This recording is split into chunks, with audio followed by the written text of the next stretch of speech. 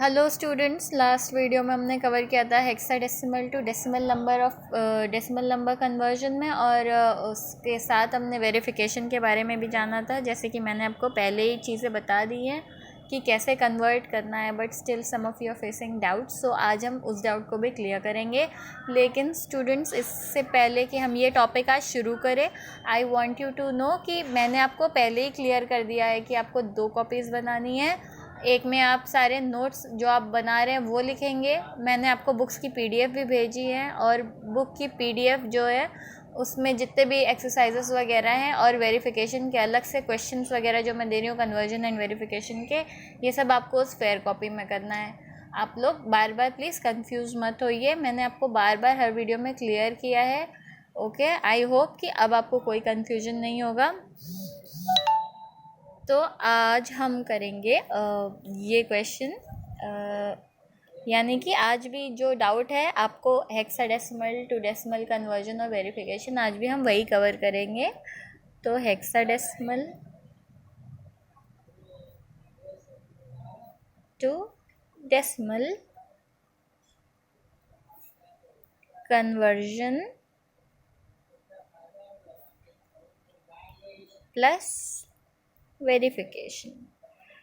एक बच्ची ने मेरे से पूछा था कि मैम वेरिफिकेशन क्या होता है। तो बेटा, वेरिफिकेशन हर क्वेश्चन के हिसाब से अलग होता है। जैसे इसमें हेक्साडेसिमल टू डेसिमल कन्वर्जन है, वैसे मैंने उस दिन भी बताया था पर मैं फिर बता दे रही हूँ। हेक्साडेसिमल टू डेसिमल में जब हम किसी फॉर्म को कन्वर्ट करेंगे तो वो हमारा कन्वर्जन हो गया, और उस डेसिमल नंबर को हम वापस से चेक करेंगे कि जो हमारा आंसर डेसिमल में आया है वो सही है कि नहीं, क्योंकि उसको वापस से डिवीजन करने पे हमको ये पता चलेगा कि सेम नंबर आ रहा है कि नहीं, जो हेक्साडेसिमल का क्वेश्चन था।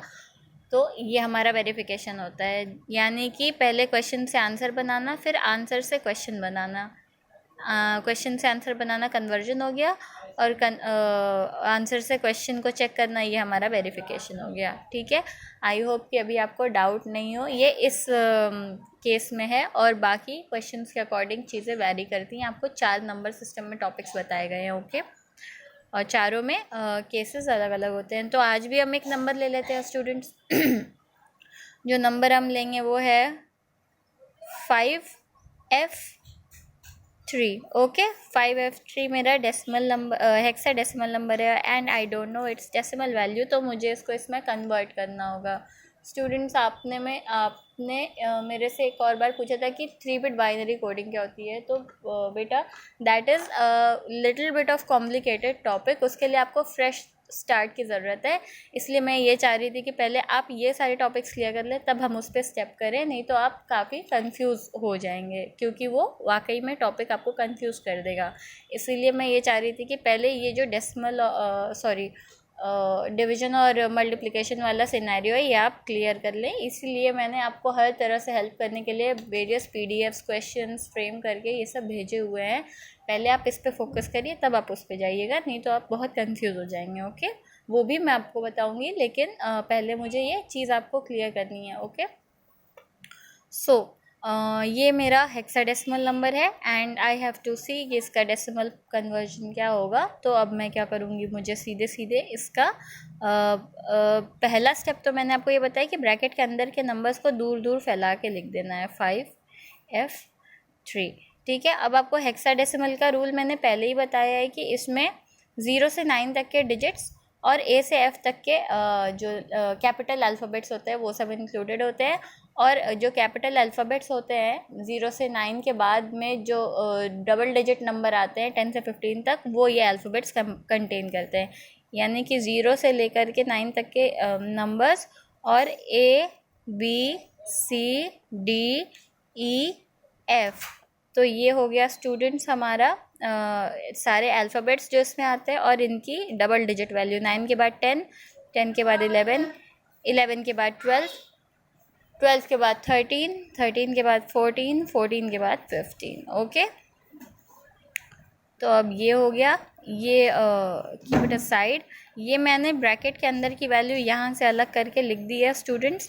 अब हर नंबर के नीचे हमको उसका 16 अपना लिख देना होगा, उसका अपना पर्सनल 16। ओके, अब ये करने के बाद हम क्या करेंगे, इसके ऊपर पावर लगा देंगे। वो पावर लगाने का सिस्टम मैंने आपको पहले ही बताया हर क्वेश्चन में कि वो राइट से लेफ़्ट की तरफ होता है। और शुरू करते हैं 0 1 2।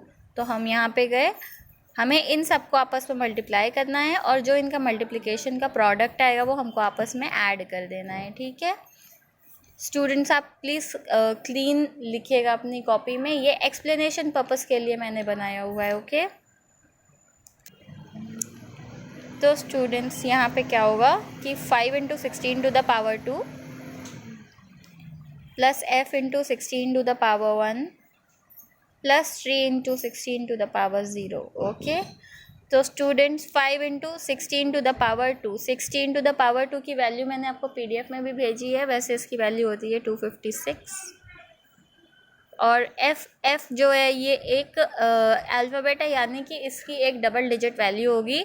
यहाँ पे एफ़ की वैल्यू मैंने आपको दिखा दी लिख के, ये 15 है। तो यानी कि 15, एफ़ की वैल्यू 15 है, तो यहाँ पे ओरिजिनल वैल्यू लिख दी 15 × 16 to the power 1। 16 to the power 1 यानी कि 16 को सिर्फ एक बार लिखना है, और 3 जो ब्रैकेट के अंदर की वैल्यू थी into 16 to the power 0। 16 to the power 0 का मतलब हो गया कि अगर किसी नंबर पे पावर 0 है यानी कि उसकी वैल्यू ऑटोमेटिकली हो गई है 1। तो यहाँ पे हम क्या लिखेंगे 1, क्योंकि इसकी अल्टीमेट वैल्यू।